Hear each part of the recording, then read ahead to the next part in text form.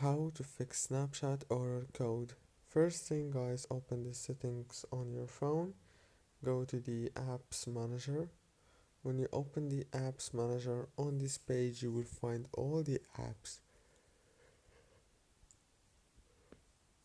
So all what you have to do is scroll until you find Snapchat and click on it like this. Click on force stop and then go to the storage here.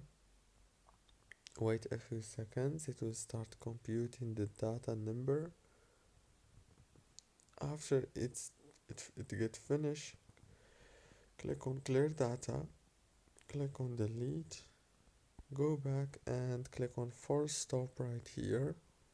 After that, all what you want to do next is go to the settings, go to the wireless and networks, enable the airplane mode for 7 seconds and disable it.